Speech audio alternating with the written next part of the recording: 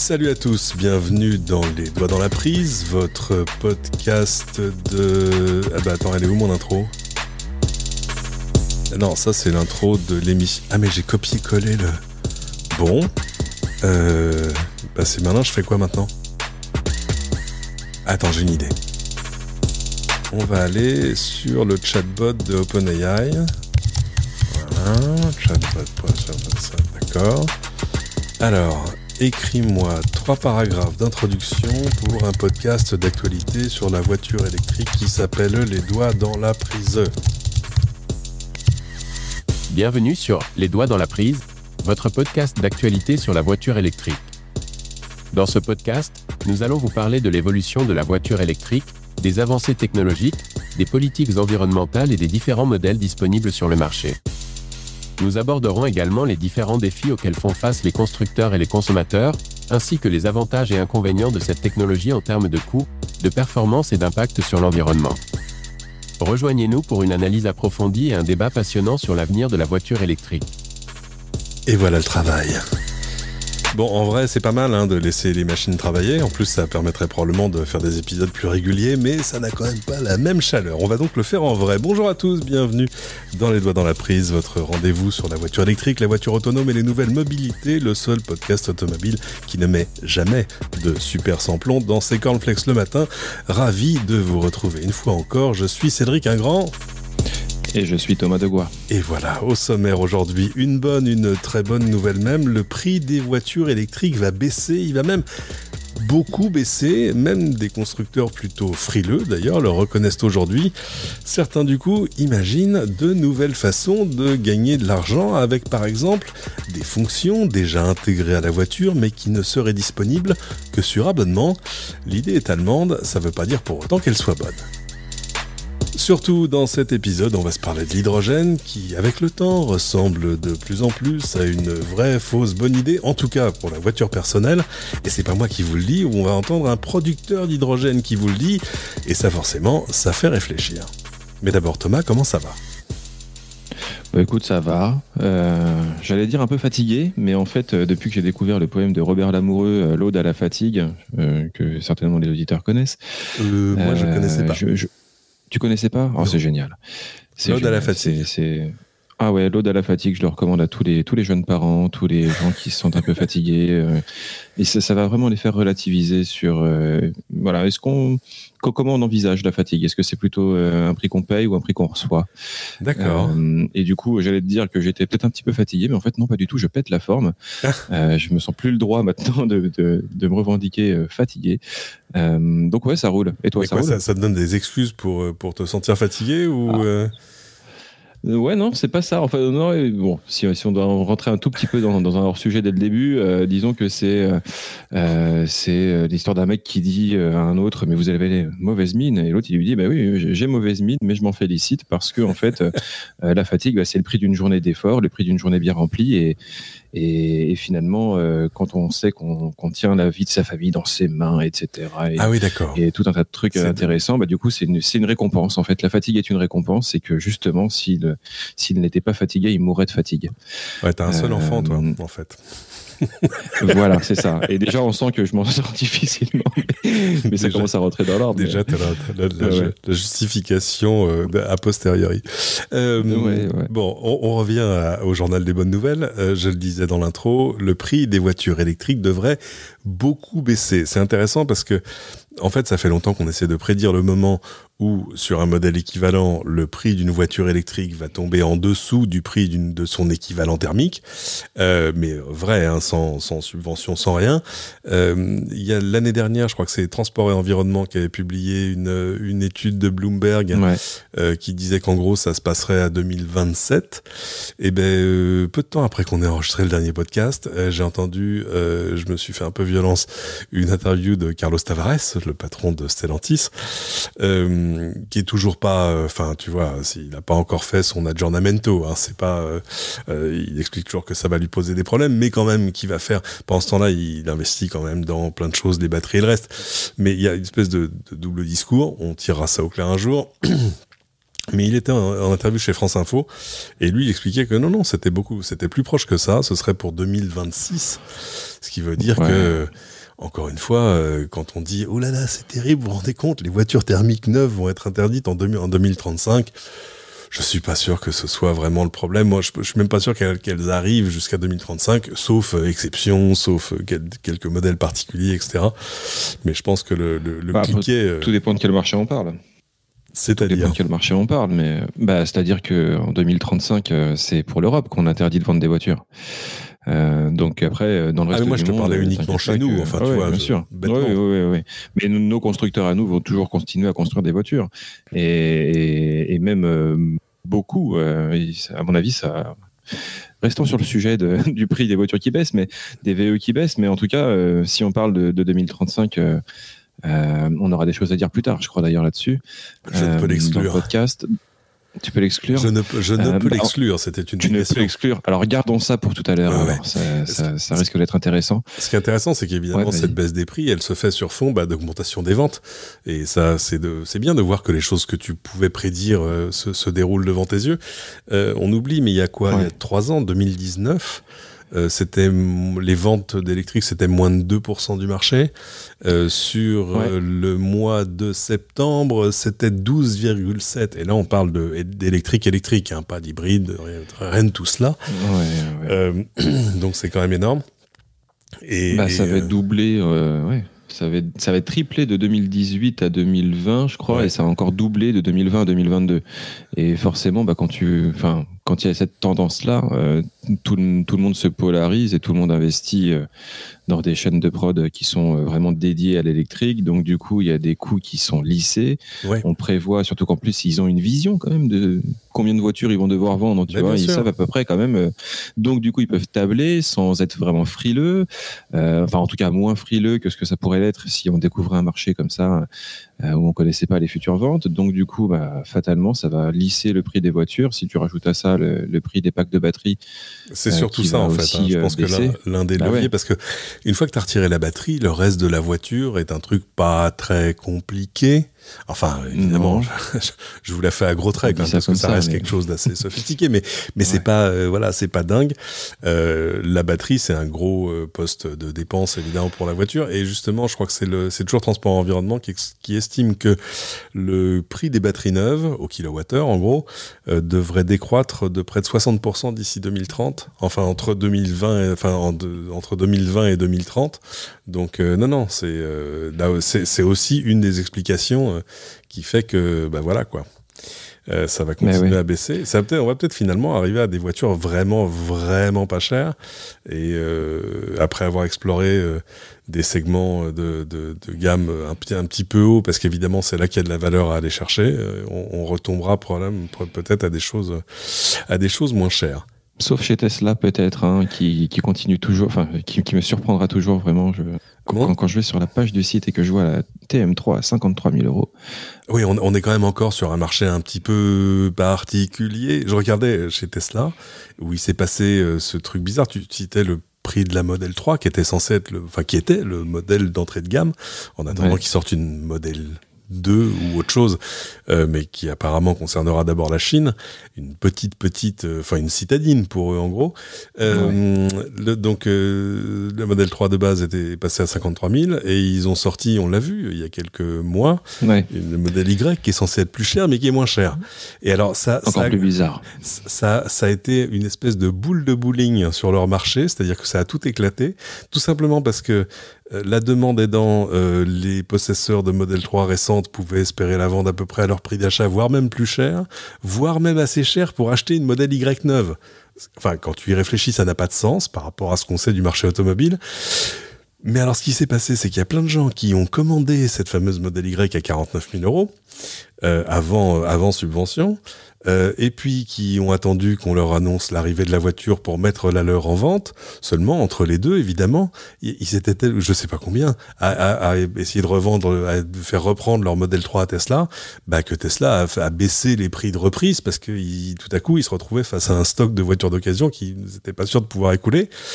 Et du coup, contre-coup, les gens ont annulé leur commande de Model Y. Donc, la Model Y, qui est censée être plus chère, qui était déjà moins chère que la Model 3, tu la trouves maintenant quand tu vas sur le site de Tesla pour regarder les voitures en stock, tu la trouves encore moins chère, comme voiture d'exposition, mais enfin, elle n'a pas roulé, à 2000 €, donc à 47 000 € avant subvention. Enfin, je pense qu'à un moment, ils vont réussir à tout éponger. Je pense aussi qu'il y a un enjeu, c'est que on sait que les nouveaux packs de batteries à Berlin vont arriver dans cette même voiture, et je pense que pour des questions de cohérence, ils ont envie d'évacuer ce stock-là avant de passer à la suite. On verra. Mais en tout cas, forcément, quelqu'un qui découvre ça doit se gratter la tête en disant excusez-moi, la voiture elle est plus chère parce que et quand on la vend plus cher, on rachète la voiture la voiture qui est au-dessus mais qui est moins chère. Expliquez-moi. Tiens, chez Tesla d'ailleurs, j'ai vu une nouveauté qui m'a un peu écarquillé, fait écarquiller les yeux. Il y a 8 caméras autour de la voiture, tu sais, pour l'autopilot, pour tout ça, pour plein de choses. Ouais. Alors 2 choses. D'abord, les nouvelles voitures qui arrivent là n'ont plus de capteur à ultrasons.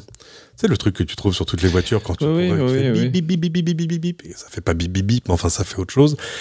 Et c'est bien pratique pour se garer, faut le dire. Sauf quand t'es américain et que tu te gares uniquement en marche avant. Et encore, en marche avant aussi, ça peut vraiment aider. Et ben, ils les ont retirés, je pense, pour des questions de coût, parce que mis bout à bout, ça doit faire quand même, je sais pas, 150 ou $200. C'est pas rien. En disant, de toute façon, on a toutes nos caméras pour protéger la voiture. Bon, j'ai un petit doute, mais c'est pas très grave. Surtout, il y a une autre caméra qui est une caméra intérieure dans les Tesla, qui est au niveau du rétroviseur central, en haut du pare-brise. C'est une caméra à laquelle tu peux pas accéder. Eux, ils utilisent des images, enfin la machine analyse les images pour vérifier que tu es bien attentif et que tu regardes la route quand tu déclenches l'autopilot. Tu peux pas accéder à ces images, enfin en tout cas tu ne pouvais pas, parce que maintenant tu vas pouvoir, tout simplement parce que, roulement de tambour, il y a une nouvelle application qui arrive dans les Tesla, c'est Zoom. Alors je te rassure, tu vas pas faire des zooms en conduisant, même si ce serait séduisant. Ça serait sympa, mais bon. Peut-être un jour il te laissera faire un zoom quand t'es en autopilot, en disant finalement vous êtes au volant, vous regardez la route, ok, très bien, non, parce qu'il faut quand même regarder l'écran, c'est pas terrible. L'application sera gratuite, il faut juste avoir un compte Zoom qui lui est gratuit payant, comme on dit. Ça, c'est pour les nouveautés gratuites. Et alors, il y a quand même 2 choses qui m'ont frappé, moi, ce mois-ci. C'est chez BMW et Mercedes, qui sont en train de s'essayer à te vendre des fonctions qui sont dans la voiture, enfin, qui existent déjà au moment où tu l'achètes, mais te les vendre comme des options. Alors ça se faisait déjà. Chez Tesla, par exemple. Moi, chez Tesla, j'ai des sièges chauffants à l'avant. J'ai jamais voulu acheter l'option siège chauffant arrière, mais j'ai peut-être craqué parce qu'avec l'option, il y a aussi le volant chauffant. En ce moment, il fait froid. Ça, c'est 300 €, si mes souvenirs sont bons. Mais c'est un achat. Tu l'achètes une fois, c'est bon, c'est installé, ça marche. C'est un abonnement. Et chez Mercedes et BMW, ils se disent non, finalement, l'abonnement, c'est vachement mieux. Donc, c'est la Mercedes EQS, je crois. Évidemment, c'est sur un modèle assez haut de gamme. Ils ont une espèce de fonction logicielle, en fait, dans l'ensemble, qui te permet d'avoir plus d'accélération à l'arrêt, enfin, de démarrer plus vite. Mais alors, qu'ils ont envie non seulement de te vendre, ça c'est un truc d'ailleurs que Tesla avait fait, non, eux, ils vont te le louer pour un coût de $100 par mois. $100 par mois pour gagner, ça. En gros, je crois que c'est 1 seconde au 0 à 100. C'est 1 seconde. C'est 1 seconde. 1200 balles par mois. Moi, j'ai du mal à comprendre. Franchement, j'essaye, si tu veux, de me dire, tiens, si j'étais un vendeur Mercedes, comment je justifierais la chose ? Je dirais peut-être, mais non, mais nous, en fait, on fait des voitures, vous avez tout dedans. Si vous n'avez pas envie sur le moment de l'acheter, mais que vous voulez y venir plus tard, et ben vous n'avez pas besoin de changer de voiture. Vous avez juste à mettre un petit plus, un petit complément. Et tu peux éventuellement avoir ce discours-là, mais tu peux aussi. Enfin, moi, je suis le client, je me dis, ok, d'accord. Donc, en fait, moi, quand je prends une voiture bas de gamme, je permets aux gens haut de gamme, parce que finalement, ces mecs-là, quand ils construisent leur voiture, ils ont déjà pris la marge dessus, tu vois, tout est là, toi tout est dedans, le mec qui prend la voiture, tu vois, voilà, t'achètes ta voiture sans les options, t'achètes quand même une Mercedes, donc au départ tu te dis bon, ça va, je suis quand même pas mal en Mercedes, et donc toi en fait tu vas payer les frais, enfin le coût de la voiture comme un mec qui va prendre toutes les options, tous les abonnements de je sais pas quoi. Et donc finalement, c'est le type d'en dessous qui finance la production des bagnoles pour le type du dessus. Alors j'ai pas cette vue-là. Je pense que c'est, en tout cas, c'est comme ça, par exemple, que Tesla l'expliquait. Disait non mais en fait, pour nous, il y a un intérêt éminent à avoir le moins de variantes possibles d'un même véhicule parce que c'est compliqué à gérer. Du coup, finalement. Par exemple, mettre des sièges chauffants dans tous les sièges parce que le problème du truc, c'est que les sièges chauffants arrière normalement sont compris dans des packs pour le modèle du dessus, etc. Ouais. Mais finalement, faire tous les sièges pareils, c'est une économie, même s'ils sont mieux équipés. Tu vois ce que je veux dire? Oui. Or, il faut bien valoriser la différence, donc on le fait comme ça en vous vendant l'option. Ils ont chez Tesla un abonnement, alors qui nous concerne pas encore, qui est un abonnement à la conduite autonome.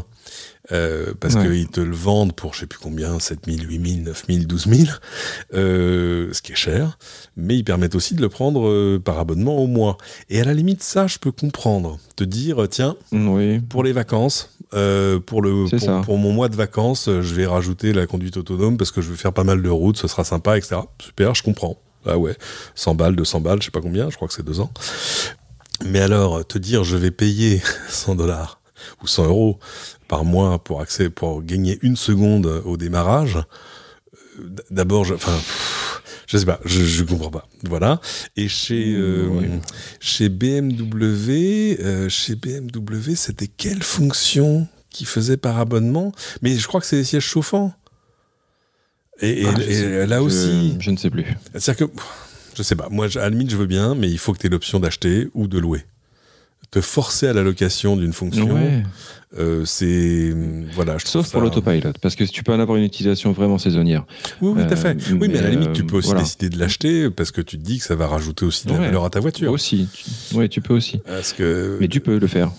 C'est ça. À la limite, qu'on te donne le choix. Après, moi je dis ça, mais tu as aussi l'option de dire les mecs font ce qu'ils veulent, ils vendent les produits, si t'en veux pas, tu le fais pas. Non, mais bien sûr, mais à la fin de la foire, quand on essaie de comprendre leur raisonnement, c'est vrai que quand on essaie de comprendre le raisonnement, comment intellectuellement tu justifies le truc, autant ton explication sur Tesla, je le comprends, parce que voilà, c'est des économies en plus de coûts pour un acteur qui veut vraiment pénétrer le marché de l'automobile. Les chaînes de production, comme on disait tout à l'heure, ça varie pas non plus énormément du thermique à l'électrique. Donc un mec comme Mercedes, on peut pas leur en vouloir d'essayer d'économiser des coûts, mais derrière, qu'est-ce que ça implique en termes de politique tarifaire? Ça implique des nœuds au cerveau quand on essaie de comprendre comment ils fonctionnent, quoi. Oui, c'est ça. Et puis, t'imagines. Mais alors, c'est amusant parce que ça a peut-être un petit côté, je dirais pas désuet, mais tu sais, moi, c'est comme quand tu vois certaines Porsche qui n'ont pas de vitres électriques. Alors, c'est des vieilles dans l'ensemble, mais qui étaient quand même faites à une époque où les vitres électriques étaient déjà un truc, mais où tout est en option. Je pense qu'on est en train de se détourner un peu de ce modèle-là, ne serait-ce que pour des raisons de simplicité. Oui, c'est ça. BMW, c'est... Je crois que c'est... Ah oui, tu peux t'abonner au siège chauffant pour 15 livres par mois et t'abonner au volant chauffant pour 10 livres par mois. Donc c'est vraiment, en plus, là, c'est pas un buffet chinois, tu vois ce que je veux dire. C'est vraiment entrée, plat, dessert, oui, un petit digestif. C'est pas moi qui vous l'offre. Hein. C'est ça. Mais tu comprends en plus que, il y a plein de gens qui aimeraient bien, ou qui le font d'ailleurs, d'essayer de migrer vers des modèles économiques basés sur l'abonnement. Il y a un fabricant de parquets en France, Target, c'est français, Target, pas sûr, qui vend du parquet sur abonnement. Alors c'est des parquets professionnels avec des capteurs dedans pour les hôpitaux. Enfin bon, bref, il y a du service, etc. Il faut que ça ait une justification, te vendre de l'abonnement pour te vendre de l'abonnement. Évidemment, en termes de marketing, tu te dis c'est génial, les mecs, ça y est, ils sont ferrés, jamais personne se désabonnera. Moi, j'attends qu'il y ait une loi chez nous qui force qui que ce soit qui te vend un abonnement à rendre le désabonnement aussi simple que l'abonnement. Parce que, et là je parle à mes camarades du Monde, s'abonner au Monde c'est 3 clics, se désabonner au Monde c'est une lettre commandée en gros, quoi. C'est un peu, enfin bon, voilà. Il faut faire une lettre en général, c'est ça en plus. Exactement. Ouais, et Target est français, hein. Oui, on est bien d'accord. Oui, c'est ça. Une multinationale, Cocorico. Voilà. Parmi les curiosités de constructeurs, j'ai vu chez Toyota, Toyota réfléchirait, j'ai lu ça sur autoplus.fr, qui à côté de ça est quand même la plus grosse bouse des sites d'information automobile de l'Hexagone. Disons-le, je parle en termes de design, hein, je parle pas du contenu. Mais alors le design, c'est, on dirait une bannière du Tour de France. Enfin, ça clignote dans tous les sens. Tu commences la lecture d'un papier, tu dis mais il est fini. Ah non, c'était que l'intro. Exactement. La page saute. La page saute. Et alors, si tu as le malheur d'essayer de lire ça sur un mobile, non, abandonne tout espoir. Donc voilà, Toyota. Toyota, imagine d'équiper de futures voitures électriques de boîtes manuelles. Alors, moi, ça m'a vachement étonné. Hein. Je sais quand même assez conventionnel, Toyota. Hein. Ils sortent jamais des sentiers battus en plus. Je sais pas. Ils ont dû faire un focus group avec des mecs qui disent non, mais moi je veux continuer à passer les vitesses. Alors il y a des voitures électriques avec des vitesses. J'ai la Porsche Taycan, mais qu'en a deux. Enfin, tu vois, ça a deux rapports. Ouais. Alors que pour le reste, c'est même pas de la vitesse automatique, il y a pas de vitesse, c'est de l'entraînement presque direct. Donc voilà, ils imagineraient un truc qui te rendrait les sensations d'une boîte mécanique, tu vois, avec la propulsion qui s'interrompt un quart de seconde lors du passage de rapport. Enfin, honnêtement, ça n'a pas de sens, mais... Pourquoi pas ? Moi, j'ai toujours l'habitude de râler sur les gens qui veulent pas. Si ils le font, c'est parce qu'il y a une demande. Hein, il y a une demande forcément, ou en tout cas ils veulent séduire, ils veulent rassurer. Qu'ils se disent, personne n'y a pensé jusque-là. Voilà, c'est ça. Mais en même temps, quand je disais Toyota est aussi conventionnel qu'il soit, c'est plutôt des gens qui vont justement aller explorer des trucs complètement fous. Toyota, je crois que c'est eux qui avaient mis du gazon dans leur voiture au Japon, je crois, parce que les gens voyaient que du béton partout. Donc ils sont habitués à ce genre de truc. Moi, je me demande surtout quand est-ce qu'on aura un faux pot d'échappement avec une fausse fumée parfumée. À quoi, tu vois ? Sans faire un homme de paille grotesque, pourquoi pas avoir ça, tu vois ? On pourrait diffuser des ou juste un truc qui pousserait un peu de vapeur, enfin quelque chose. Hein, tu vois, voilà, tu vois. En fait, d'ici 30 ans, c'est pas impossible qu'on ait des espèces de fausses voitures thermiques pour rappeler le bon vieux temps du thermique. Non, il restera toujours des modèles de collection. Moi, je travaille avec un garçon, c'est amusant. Je travaille avec un garçon qui fait des efforts pour la planète. Il a une moto électrique. Mais en fait, sa vraie passion, c'est les vieilles voitures, tu vois, américaines. Les lowriders, moi j'ai été forcé de lui rapporter des pièces quand je suis allé à Las Vegas. Et alors il la sort, je l'ai jamais vu la voiture, hein. Je crois que c'est une Chevy Monte Carlo.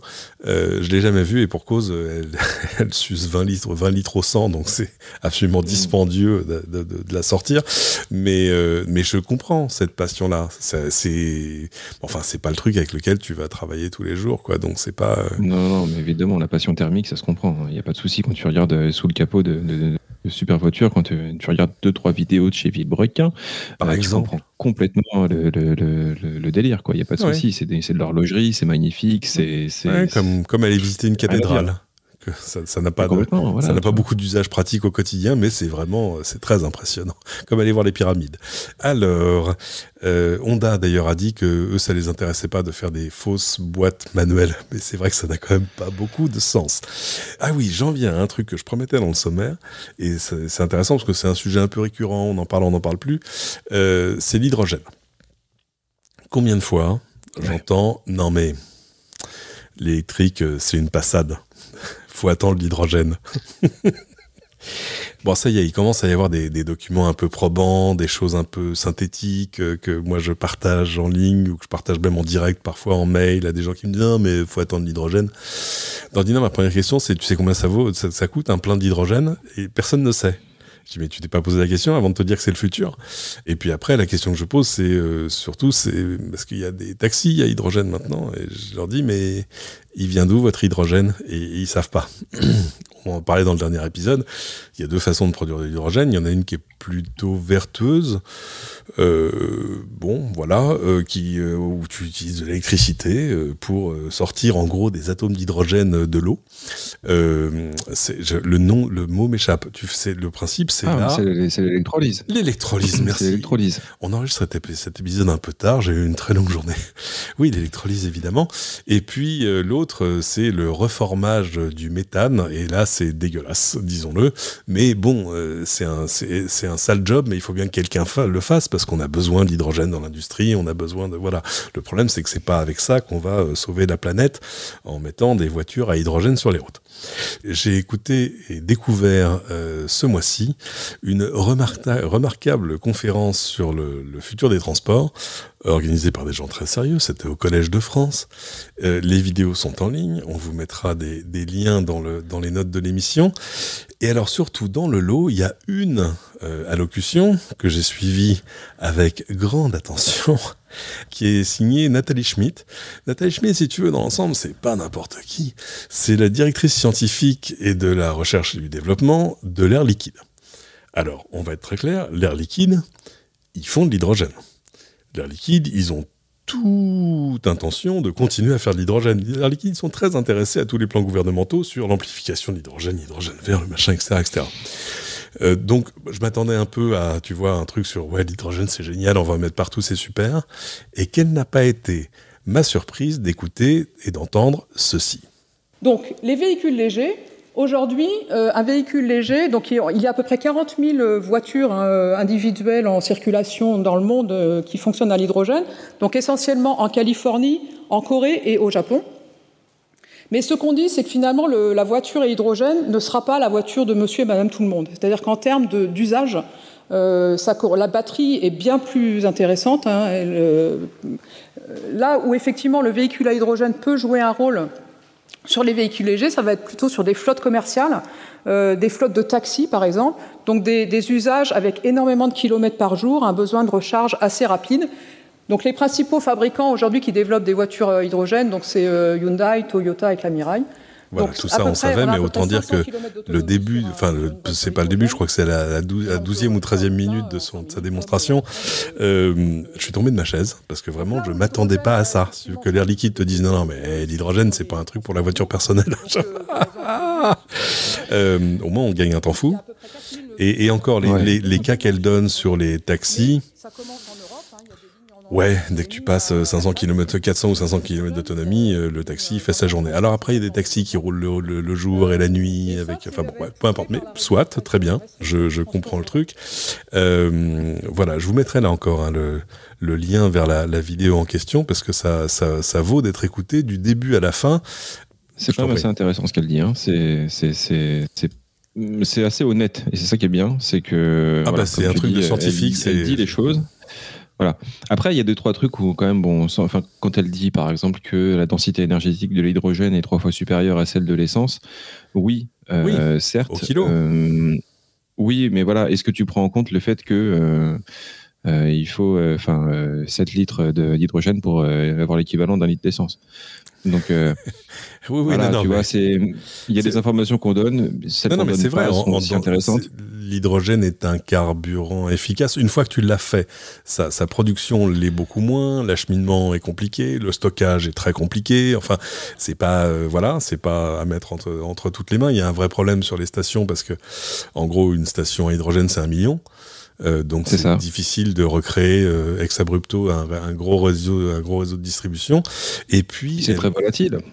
C'est très volatile, c'est pour ça que je disais le stockage est un problème. Je cherchais le prix parce qu'il y avait un graphe justement sur le prix du plein d'essence, du plein d'hydrogène, et j'ai pas les prix, c'est très dommage. Mais enfin bon, aujourd'hui c'est pas intéressant. Et le problème c'est que l'électrolyse est un moyen beaucoup plus coûteux que ce qu'on fait aujourd'hui. Donc en gros on dit qu'on fait de l'hydrogène pour faire de l'hydrogène vert, alors que comme disait l'autre, je crois que j'ai un petit Les calculs sont pas bons, Kevin. Bah ouais, les calculs sont pas bons, Kevin. Ça marche pas, ça tient pas debout notre histoire. L'électrolyse, c'est 4% aujourd'hui de la production d'hydrogène dans le monde. Voilà. Oui, c'est 4%. Donc 4%, quoi. Et alors après, si tu fais ton hydrogène avec du nucléaire, par exemple. Oui, mais ça supposerait. Sur le nucléaire, mais non, mais ça supposerait d'abord que tu aies tout à coup, de toute façon, que tu aies une production d'électricité décarbonée tellement surnuméraire que tu pourrais aller la cramer à faire de l'hydrogène qui va juste te servir en fait à transférer de l'énergie dans une voiture qui elle va en faire de l'électricité. Donc si tu veux, c'est un peu comme si je chargeais ma batterie et que je la mettais sur un camion pour l'envoyer à Nice, la faire passer par Biarritz et la rapporter à Paris en disant voilà, ça y est, j'ai de l'électricité. Non, ça a pas beaucoup de sens. À moins d'une rupture technologique, c'est vrai qu'il y a... Il y a probablement encore une marge d'amélioration. Je ne sais pas s'il y a encore des marges, si tu veux, qui arrivent à diviser par 2, par 4, par 10 les coûts. On ne sait jamais, mais ça n'a pas l'air d'être le chemin que ça prend. Pour l'instant, en tout cas, mon credo, c'est pas mon credo, c'est un credo informé parce que j'arrête pas de dire des trucs sur la question. Mais l'hydrogène, il va aller là où la batterie n'arrivera pas à déloger le diesel. Et alors c'est justement, c'est là qu'on pense au transport lourd, évidemment, gros consommateur de diesel, tout ça. Sauf que, et c'était l'événement du mois, après en avoir parlé depuis 3 ans, 4 ans, ça y est, Tesla a livré ses premiers semi-remorques. Il les a livrés, je crois que c'est Pepsi, qui est son premier client. Et surtout, on a eu des vrais chiffres d'utilisation vraie dans le monde réel. Ça, c'est un truc qui manquait un peu. En gros, ils ont pris un semi, ils l'ont chargé. Il faisait 37 tonnes.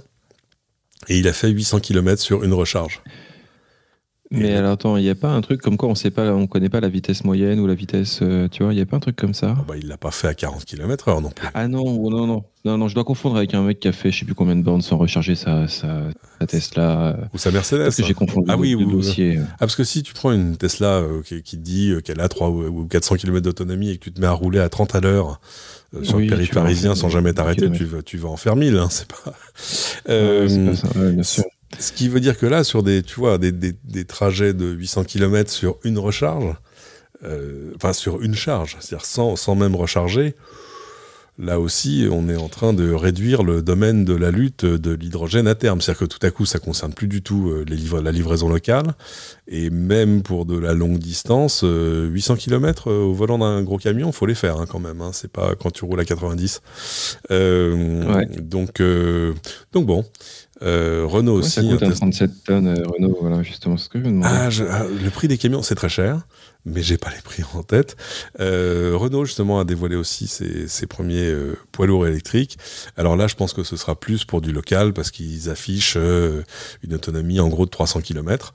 Mais c'est chouette que l'électrique arrive, justement, dans des segments où, jusque-là, t'étais quand même condamné à avoir des gros moteurs diesel qui puent, quoi, dans l'ensemble, je veux dire.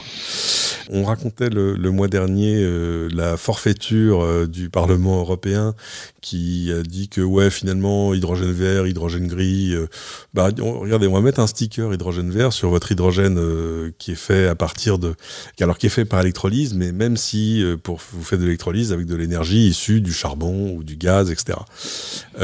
Avec des espèces de règles un peu compliquées en disant non, mais finalement si vous produisez de l'électricité verte ailleurs, ça va le faire.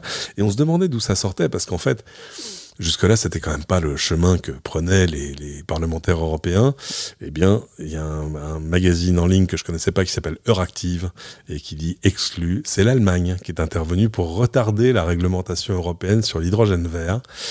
C'est quand même bien dégueulasse, je veux dire. Non, mais ces gens n'ont honte de rien. En gros, ils veulent, si j'ai bien compris, qu'on puisse importer de l'hydrogène de pays tierces. Alors, je crois que c'était peut-être de l'Asie, ou je ne sais plus, un truc comme ça. Oui, tout à fait. Mais alors, du coup, comment on garantit... Oui, parce que c'est ça, ils disent qu'en gros, il faut que ce soit mondialisé pour que ce soit pérenne, et on ne peut pas s'isoler, nous, en Europe, avec des règles qui ne vont pas être respectées dans le monde entier. Bref, c'est la mondialisation comme d'habitude. Et donc finalement, le climat, c'est pas très grave en fait. C'est juste, là on est sur un marché, il faut qu'on soit concurrentiel. Concurrentiel, ouais, et donc du coup, oui, voilà. Et donc du coup, c'est un jeu de dupes, quoi. C'est vraiment, c'est pathétique en fait. Voilà, c'est ça, c'est pathétique de voir comment on déplace le problème tout le temps et que finalement, depuis 2018, t'as des gens qui bossent en Europe pour faire une loi et que moi j'ai purement économique. Hein. Moi j'ai des gens que je connais qui me disent non mais attends, regarde, c'est quand même terrible que la France soit à la traîne de l'Allemagne sur les renouvelables. Et alors là-dessus il y a un site remarquable qui vous donne l'empreinte énergétique de toute l'Europe en temps réel. En temps réel, hein. Voilà, on te dit voilà la consommation à un instant T. Il y a un petit effet retard, hein. C'est pas les doigts dans la prise là pour le coup. Oui. Et puis surtout la composition du mix énergétique. Et alors à ces gens qui me disent ah, mais regarde, on est à la traîne de l'Allemagne, je leur fais à chaque fois la même capture. Et quand je vois l'Allemagne qui est à 700 grammes de CO2 au kilowattheure. En France, quand on est en forme, on est à 30 ou à 40, et quand on est moins en forme en ce moment, on est à 120, mais enfin 120 par rapport à, c'était 760 hier, je crois, si mes souvenirs sont bons. Enfin, ça n'a absolument rien à voir. C'est en gros, ils consomment en charbon ce que nous on produit encore en nucléaire, et encore on a un parc un peu tout sautant en ce moment. Et que ce truc soit porté par des écologistes, alors là, moi, ça y est, voilà, j'abandonne.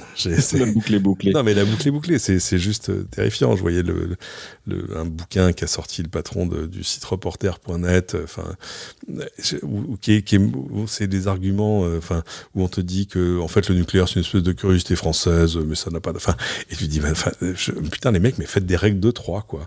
C'est du lobbying, c'est pas possible. Ils peuvent pas ignorer certaines réalités quand même mathématiques, économiques. Je sais pas, parce que alors souvent, factuelles, tu vois.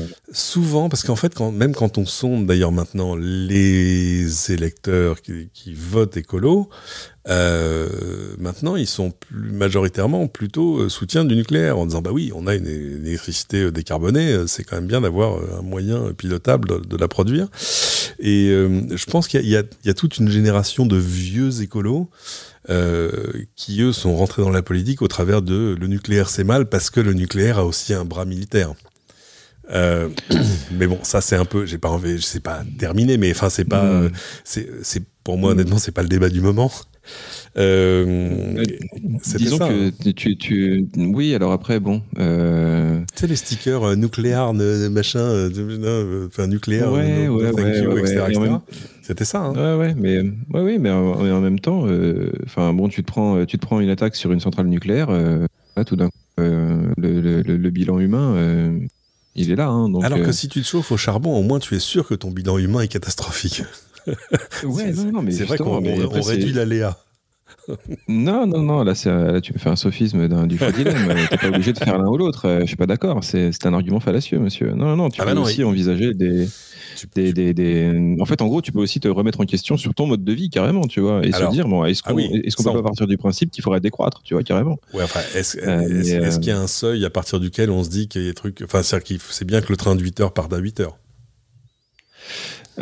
Oui, ça c'est voilà. C'est vrai, bien sûr. Mais tant qu'il n'y a pas de législation, c'est sûr que oui, le train partira à 8 heures, c'est sûr. Ah bah non, tant que tu as une énergie pilotable, ton train il partira à 8 heures. Oui, voilà. Mais s'il faut que le train parte à 8 heures, là on parle de est-ce que le train doit partir à 8 heures parce que du coup on est dans un monde où on consomme toujours de plus en plus, et donc du coup il y a des trains qui partent à 8h, puis à 8h10, puis à 8h20. Ah bah non, mais et puis du coup c'est vertueux le train, monsieur. Ah oui, non mais d'accord, ok. Oui, tu prends ce côté-là, d'accord. Oui, bien sûr. Ah non, mais enfin, mais le RER de 8 heures, il faut bien qu'il parte à 8 heures. Oui. Et puis voilà quoi. J'en revenais à l'hydrogène. Il y avait un papier intéressant où mon ami Thierry Breton, commissaire européen, lui tout à coup, c'est intéressant parce que l'Europe est assez leader sur la réglementation, sur les voitures électriques et sur tout ça. Et là, t'as quand même le commissaire européen au marché intérieur qui fait tout un truc sur non mais finalement l'Europe doit continuer à produire des voitures thermiques. Et là, tu te grattes la tête en disant, tu sais, il y a une petite image qui vient d'un livre pour enfants où il y a marqué, mais il faut que tu arrêtes de dire n'importe quoi, il faut réfléchir avant d'écrire des trucs, c'est important. Et ben, j'avais envie de lui répondre ça. En gros, il redoute... Est-ce que c'est aussi simple que ça ? Non, mais il redoute les effets sociaux d'une électrification trop rapide de l'industrie automobile.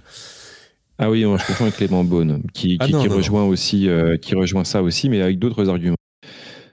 Oui, non, mais c'est sûr que oui, quand on a arrêté quand la voiture est arrivée, en effet, tous les maréchaux ferrants, les maréchals ferrants, Ah les bah maréchaux oui. ferrants ont dû à un moment donné, voilà, avoir quelques points de tension supplémentaires. Ouais. Mais Comme je dis souvent, en la voiture, effet, ça fait partie le moteur à explosion a pas donné de meilleurs emplois aux chevaux. Ça, c'est sûr. oui, voilà, on peut le dire comme ça aussi, bien sûr. Mais il explique que peut-être juste à l'export, on serait en train de se priver d'un marché prometteur. Enfin, et là encore, ça, par contre, factuellement, c'est vrai.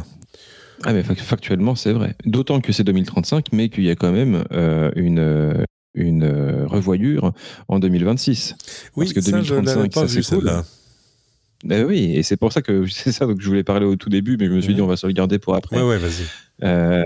Tu vois, la revoyure en 2026, qu'est-ce que ça veut dire? Ça veut dire que on va faire un état des lieux sur l'état de l'art de comment on peut accompagner l'électrique dans une transition écologique des moyens de transport particuliers, pour particuliers. Et donc que si on a d'autres moyens d'avoir des fuels qui soient décarbonés ou qui soient moins carbonés de bout en bout de la chaîne de production et à l'usage pour des moteurs thermiques, à ce moment-là, c'est pas du tout impossible qu'on laisse les moteurs thermiques fonctionner au-delà de 2035 parce que on aurait eu des super... Et quelque part, et c'est pas si con parce que pourquoi s'enferrer dans un truc et partir d'un état des lieux à un temps X et puis se dire bon bah c'est pas grave comme on avait décidé il y a 25 ans. Alors oui, aujourd'hui on pourrait complètement faire différemment pour des résultats tout à fait similaires à l'électrique, mais on va pas le faire parce qu'on avait décidé. Bah, ça serait un peu bête. Sur le similaire, mais par contre c'est très je vois pas comment. Non, c'est impossible. Enfin, non, mais stop. Dans l'idée. Imaginons que demain le super n'a plus aucune empreinte CO2 une fois que tu le mets dans la voiture. Imaginons. C'est un gros imaginons quand même, hein, parce qu'on parle quand même d'un truc qui brûle. Hein, donc très gros imaginons. faut beaucoup d'imagination.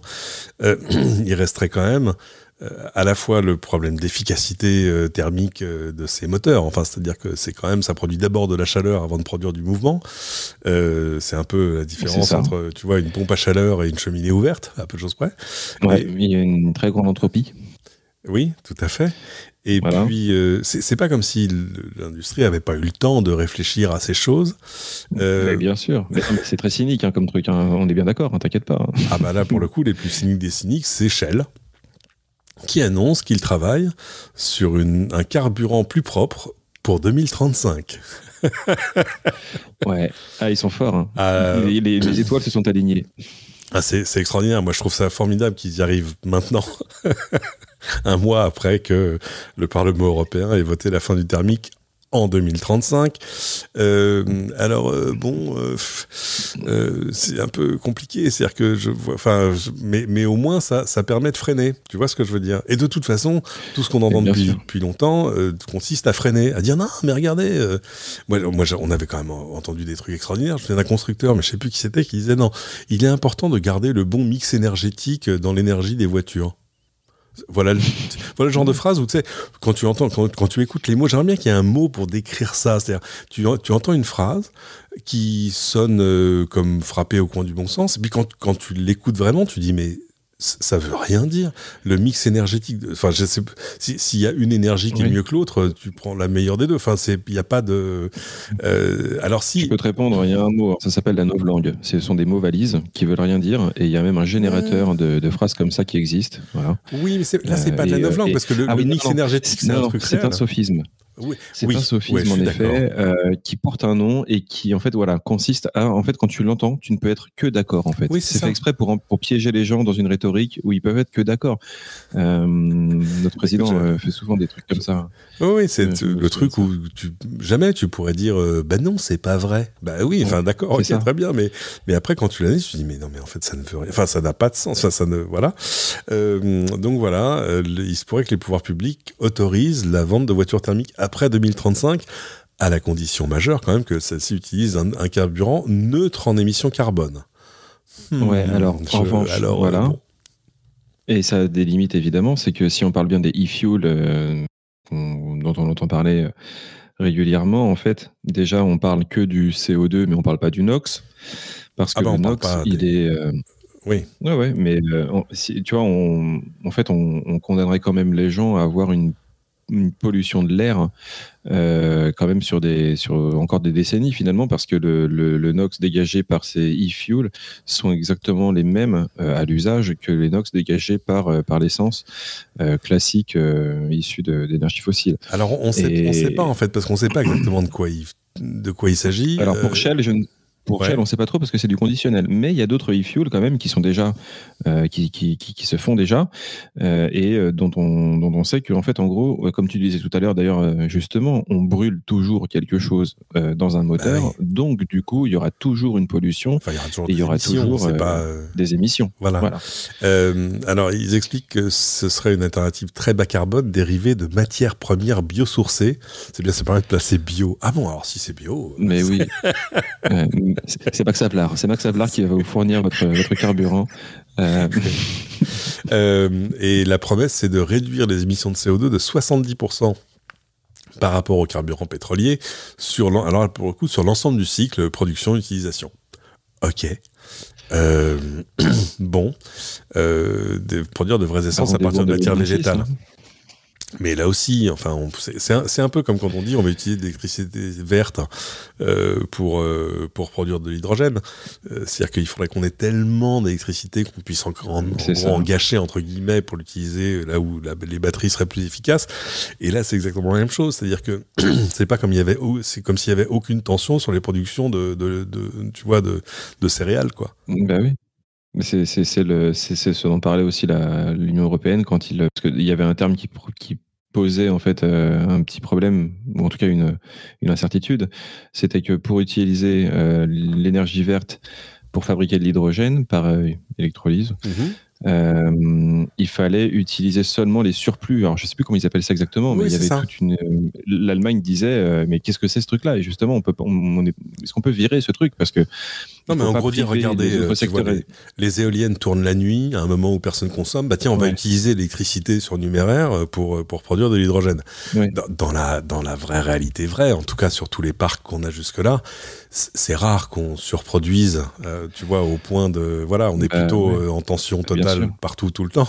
Donc, et en plus, ces énergies-là restent quand même minoritaires. On a quand même collectivement dépensé, je crois, 5 000 milliards d'euros pour un truc qui fait 12% de la production.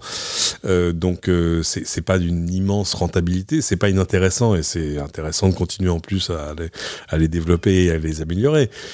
Mais c'est pas encore, tu vois, courons dans les champs, etc. Ouais.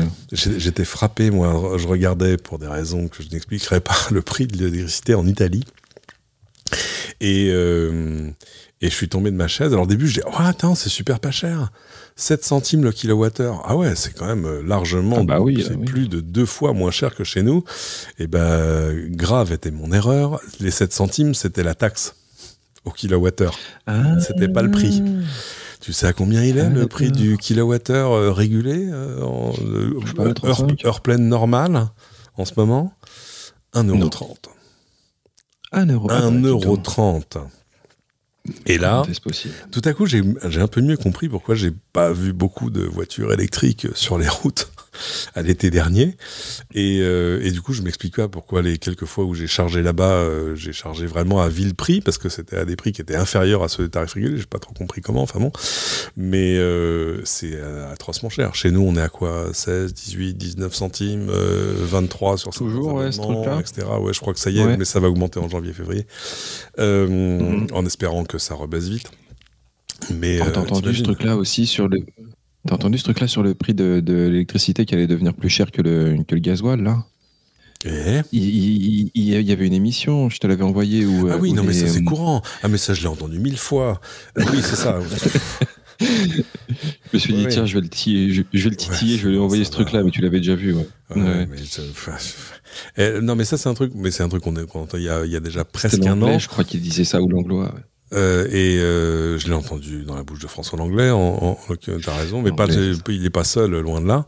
Mais ça, c'est un truc qui s'est effacé dans le temps, parce que tout à coup, le prix des carburants a explosé avec l'Ukraine, donc tout à coup, c'était moins un sujet quand même dans l'ensemble. Mais ça reviendra. Et puis en plus, évidemment, c'était en parlant du prix des bornes de recharge sur autoroute. Là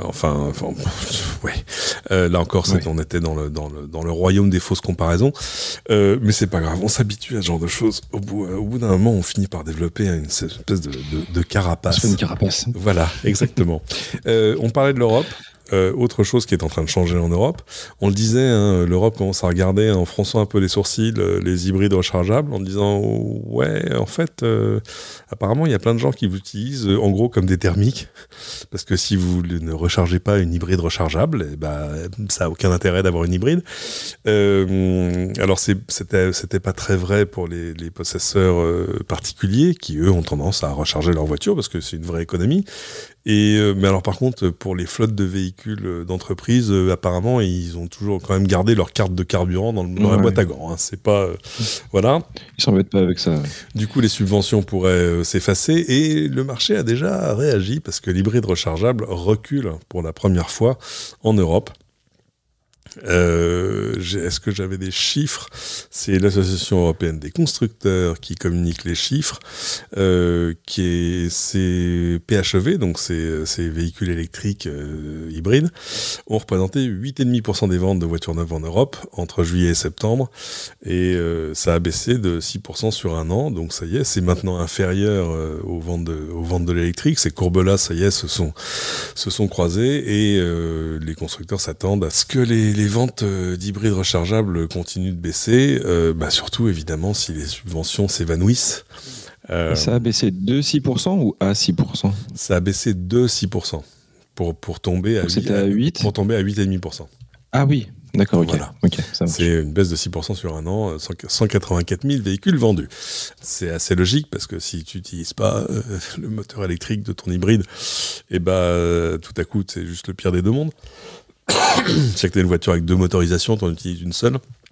En plus, du coup, c'est des motorisations pas géniales dans l'ensemble, parce qu'il faut accommoder tout ça sous le même capot, que la maintenance est plus chère. Enfin, t'as tous les inconvénients sans aucun désavantage.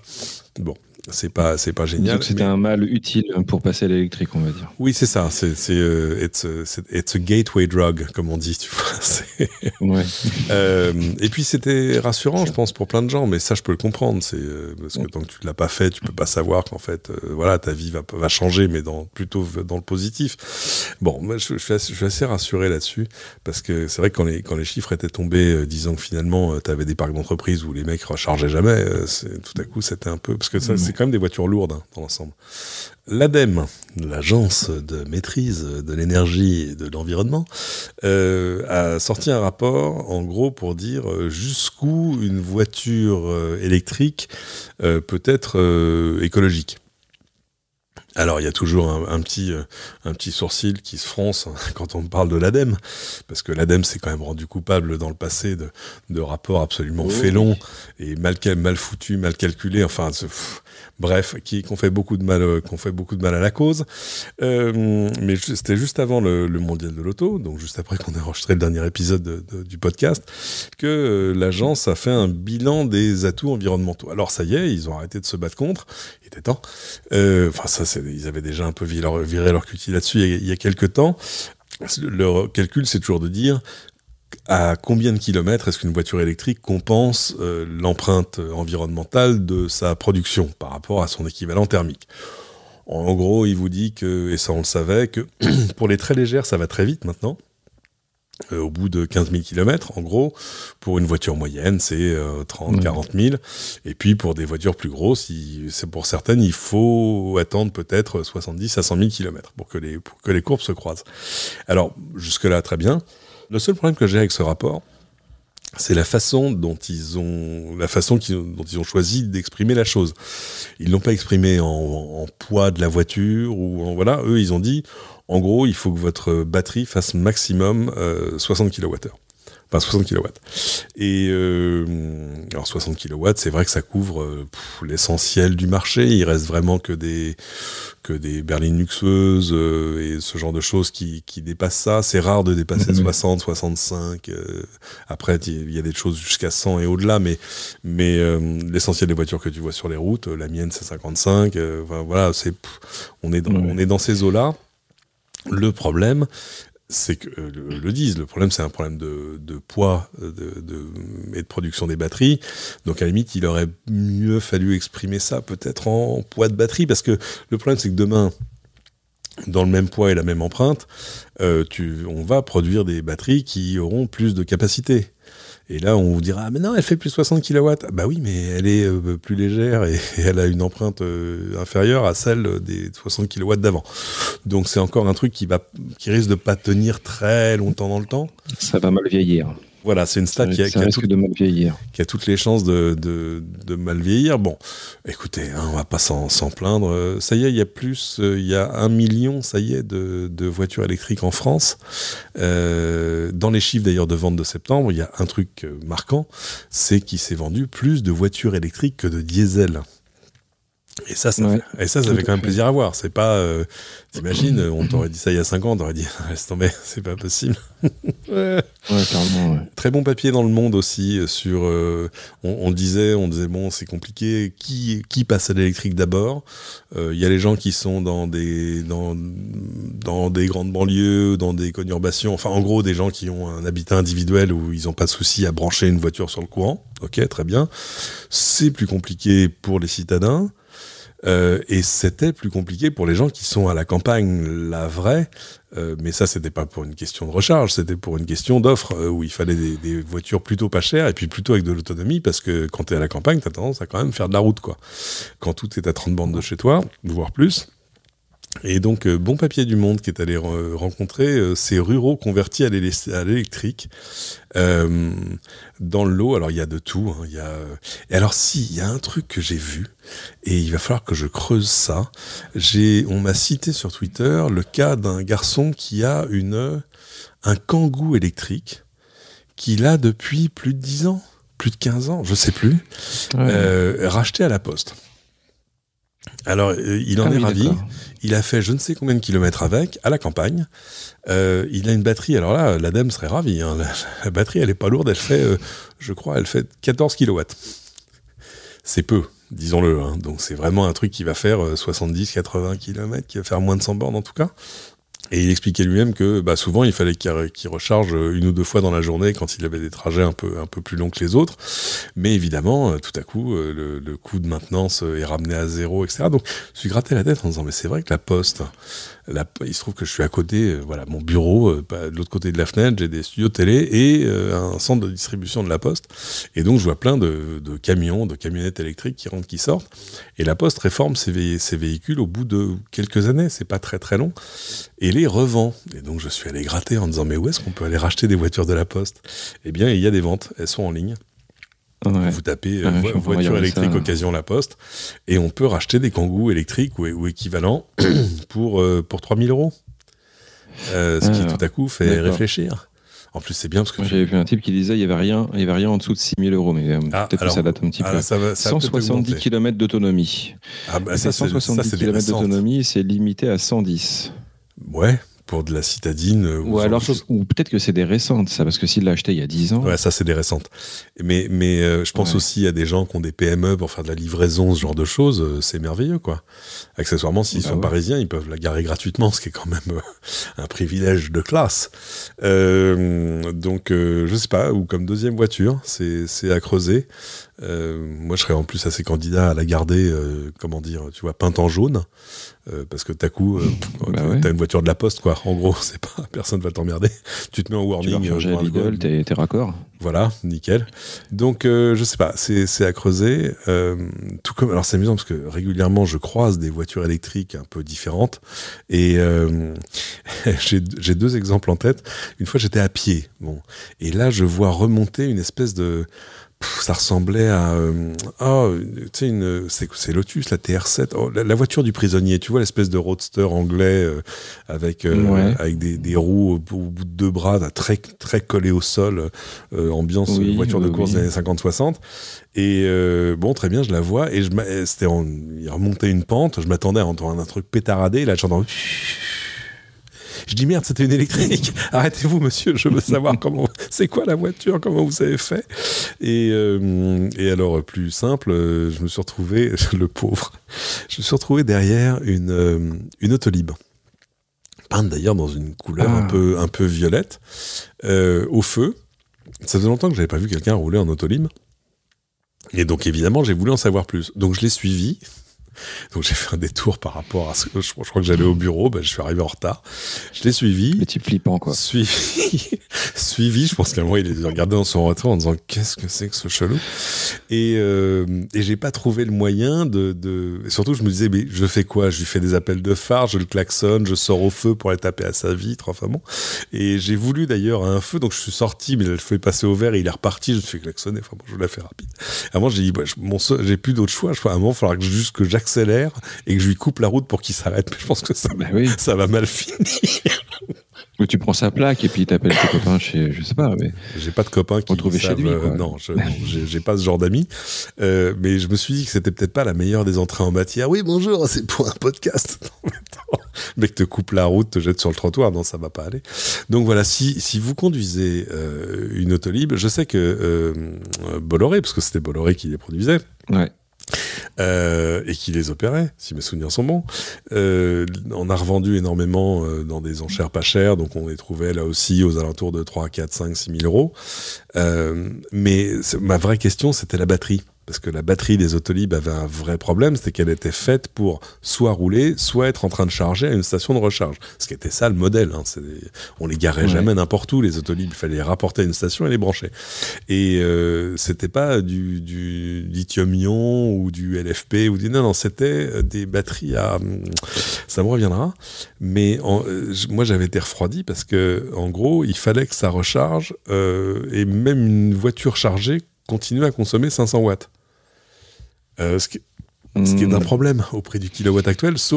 Et si tu la débranchais, la batterie se déchargeait toute seule, même quand la voiture ne roulait pas. Donc tout à coup, c'était beaucoup moins intéressant, sauf à changer le pack de batterie pour autre chose. Alors pourquoi pas?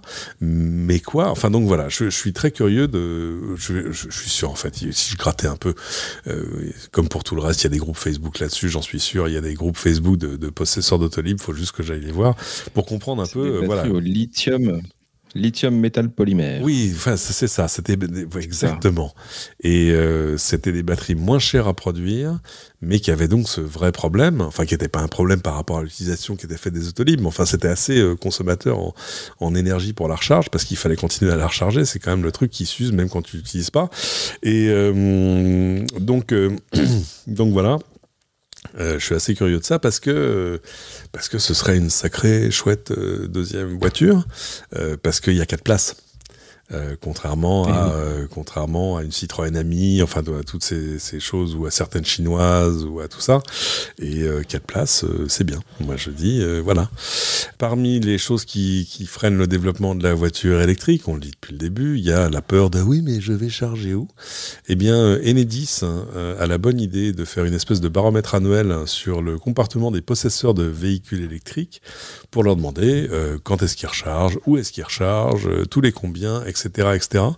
Et voilà, le rapport 2022 est sorti. En gros, un possesseur sur 2, 49%, de voitures électriques recharge à son domicile au moins tous les 2-3 jours. 52% des possesseurs habitent une maison individuelle. Et ouais, évidemment, ça aide pas mal.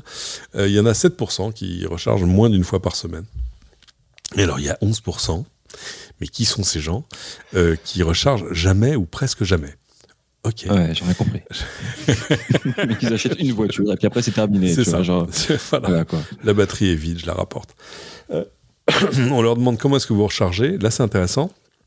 Parce qu'évidemment, je vois souvent des messages sur des groupes Facebook et ailleurs de gens qui disent « Je vais acheter une voiture électrique, qu'est-ce qu'il faut que je fasse? Est-ce qu'il faut que j'installe une borne, etc. » Alors ça y est, avec le temps, les gens donnent maintenant des conseils avisés en disant « Non mais t'emmerdes pas avec une borne, est-ce que tu as une prise extérieure?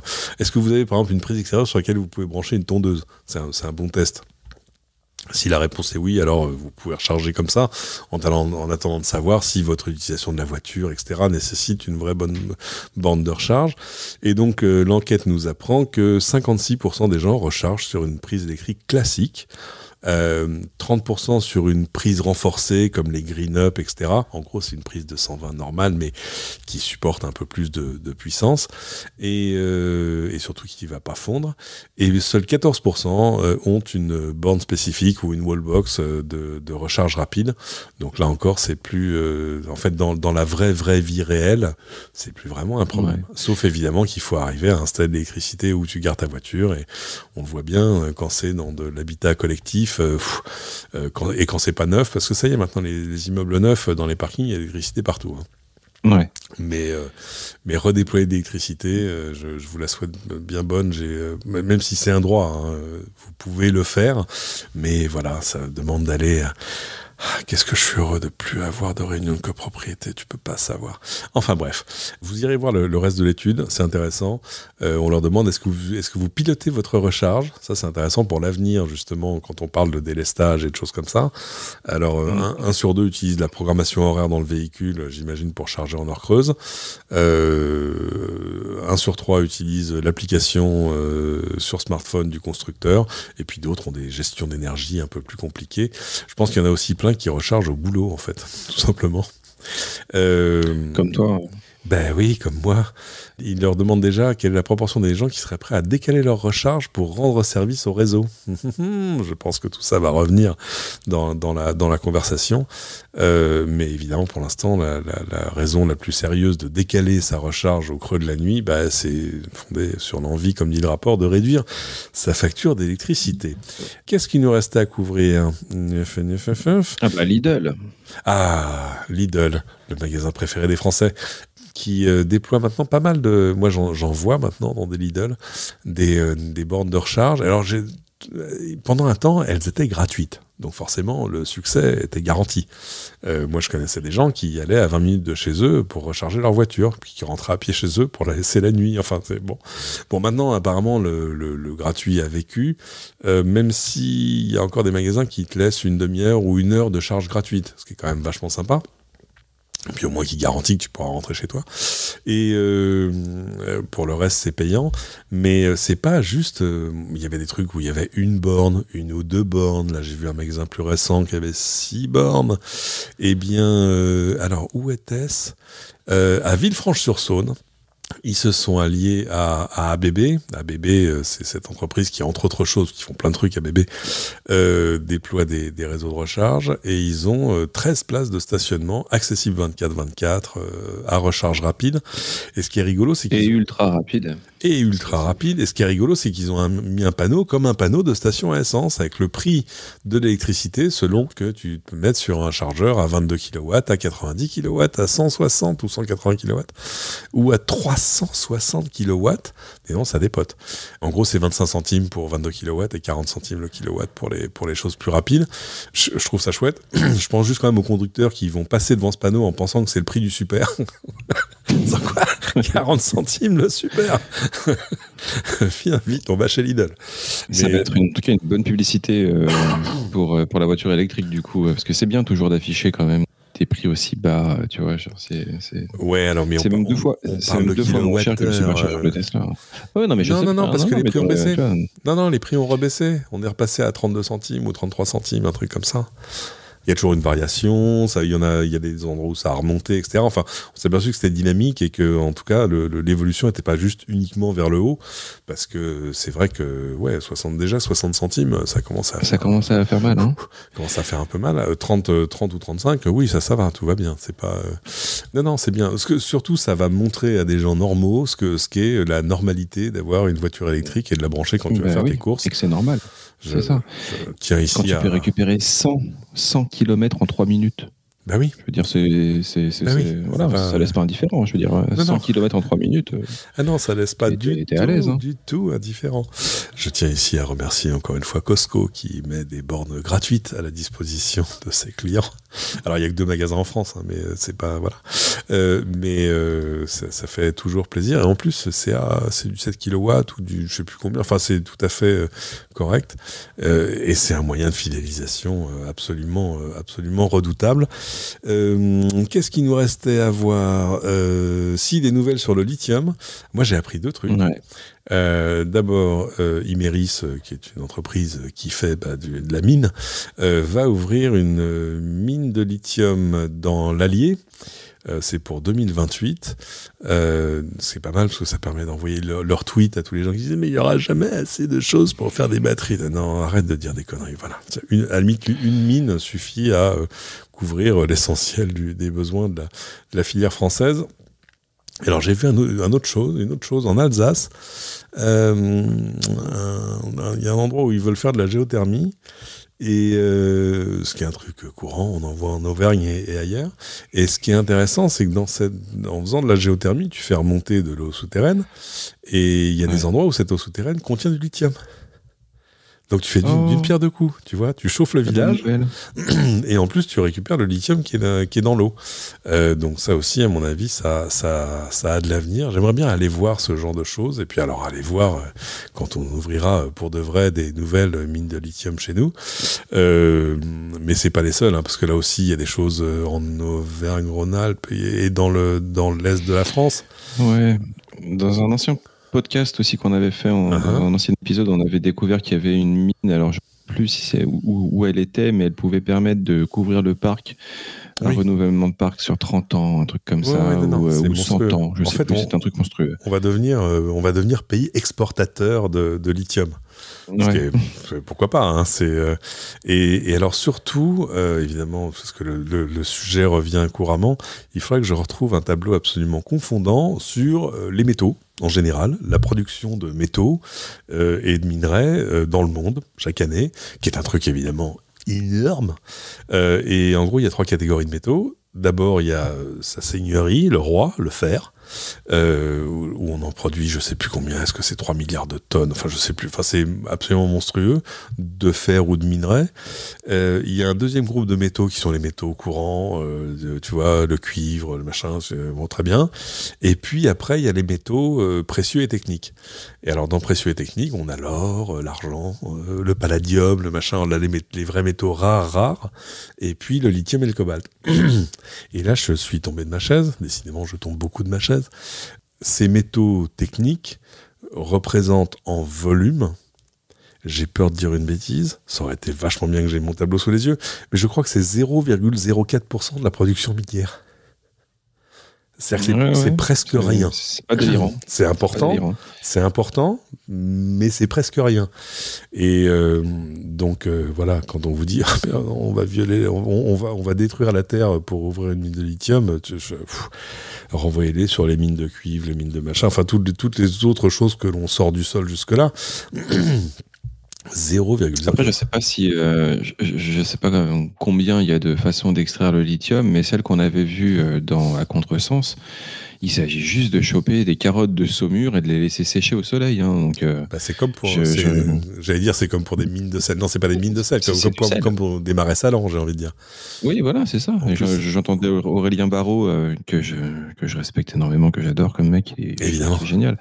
Mais ça n'empêche pas de dire que on pollue quand on extrait du lithium. Et bon, il est humain finalement. Surtout en fait, ces mines-là sont en fait, faut pas leur dire, hein, mais sont en fait des mines de potassium. Et où le lithium est une espèce de produit associé. Enfin, tu vois, c'est genre, ah oui, c'est vrai, il y a aussi du lithium. Mais ce que ça produit d'abord, c'est du potassium. Enfin bon, bref. C'est comme parce qu'ils voient les étendues vertes. Quand on voit ça vu du ciel, on se dit putain, mais c'est des produits chimiques et tout. Et en fait, non, pas du tout. C'est juste naturel en fait. Bah, tu vois, c'est comme la fleur de sel de Noirmoutier. Bon, en plus grand, hein, je veux dire. Je plaisante parce que c'est pas un truc marin. Mais ça ressemble à ça. Ça ressemble à ça en plus grand. Alors il y a d'autres façons. Hein. Tu peux aussi aller extraire du lithium dans le sol. Je crois que c'est ça le projet dans l'essentiel des mines qu'on a. Ou alors justement le faire sortir du sol quand tu fais sortir de l'eau du sol et récupérer du lithium à l'intérieur. Mais je ne doute pas qu'on aura tout le temps d'en reparler. Et alors, si 2 choses avant qu'on se quitte qui m'ont fait sourire. La première, c'est on l'avait annoncé aux États-Unis, Hummer a sorti son Hummer électrique. On se disait, ouais, bon, ouais, ok, c'est l'Amérique, quoi, qu'est-ce que vous voulez que je vous dise? Le problème, c'est qu'ils en produisent pas beaucoup, du coup, la demande dépasse l'offre d'un facteur de 100. En gros, pour un Hummer, il y a 100 clients. Et les Américains, ils ont une façon simple de régler ce problème. Hein. Les prix sont libres. Du coup, le Hummer se vend $100,000 plus cher que son prix catalogue. En gros, c'est $225,000 pour t'acheter un Hummer électrique qui là, pour le coup, je vais suivre l'ADEME pour dire que ce truc ressemble pas à une très bonne idée parce que c'est quand même une espèce de monstre de métal. Il y a déjà une offre déjà de pick-up, de camion, de machin si vous avez besoin d'un utilitaire ou d'un vrai 4x4 ou tout ça. Bon, après, ça reste anecdotique parce que jusque-là, ils en ont livré 783 et la liste d'attente, il y a plus de 77 000 personnes dessus. Surtout que les Hummer avait sorti une étude brillante dans laquelle on en avait parlé, je crois. Oui, bien sûr. Il prouvait comment le Hummer était moins polluant qu'une Nissan Leaf ou un truc comme ça, ou je ne sais plus quelle voiture classique. C'était tout. Je pense que ils ne sont pas allés jusqu'à la Nissan Leaf, mais il faut leur dresser un petit monument, le monument de l'arithmétique créative là quand même. Pour arriver à ce genre de choses, il faut être très très très fort. Mais ils sont très très très forts. Je sais pas comment te dire.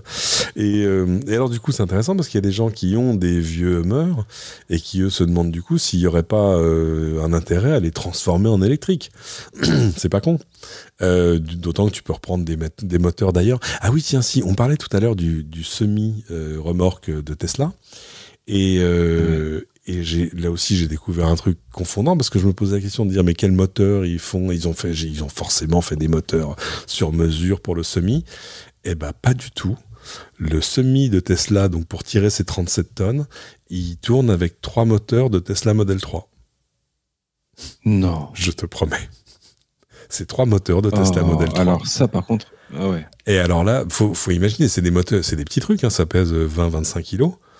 Et donc ça développe assez de puissance pour tracter et puis pour accélérer vraiment fort pour un 37 tonnes. Enfin, 20 secondes le 0 à 100 chargé. Non, 40 secondes le 0 et 20 secondes à vide. 10 secondes à vide. Oui, c'est 10 secondes à vide en tout cas, ça c'est sûr. Et je crois que c'est 40 secondes chargées. Alors là, je sais que ça va être compliqué d'aller essayer un Tesla semi. Attends, j'ai mon permis poids lourd. Faut juste que je revalide la visite médicale. Je l'ai pas utilisé depuis 30 ans, mais c'est pas très très grave. Et alors donc je disais, certains se disent, est-ce que ce serait pas l'occasion de rétrofiter mon vieux Hummer pour en faire une voiture électrique? Pourquoi pas? Et justement, et ce sera la dernière info du jour, chez nous, le rétrofit commence à être, c'est-à-dire la transformation d'une voiture thermique en voiture électrique, commence à être un vrai sujet avec des vrais professionnels, avec une sorte de filière qui est en train de se structurer. Alors souvent pour le faire sur des vieilles voitures. Par exemple, c'est vrai que tous ces gens dans le sud qui ont une Méhari, tu vois, dans leur petit bungalow de plage, c'est chouette d'en faire une électrique.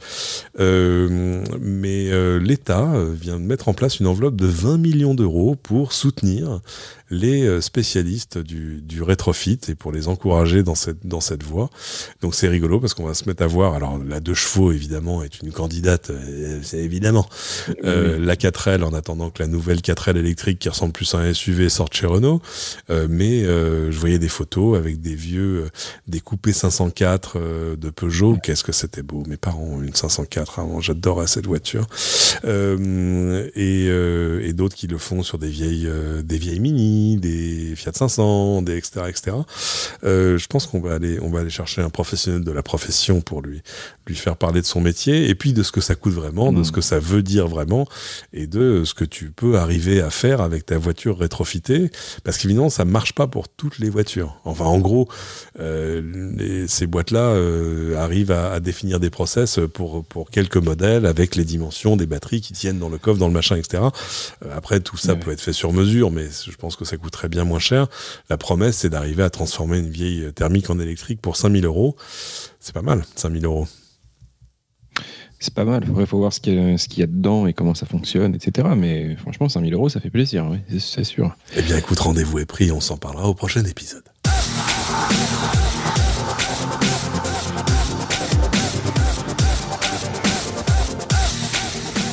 Voilà, c'est ainsi que se termine cet épisode des Doigts dans la prise. Ah oui, 1h20 quand même. On espère qu'il vous a plu, on espère surtout que vous êtes bien abonné à ce podcast. Si c'est pas le cas, c'est le moment d'y penser. Surtout, faites-le tourner autour de vous, tous les gens qui se posent des questions. Vous pouvez nous les poser aussi, hein. On est sur Twitter, LDDLP_podcast.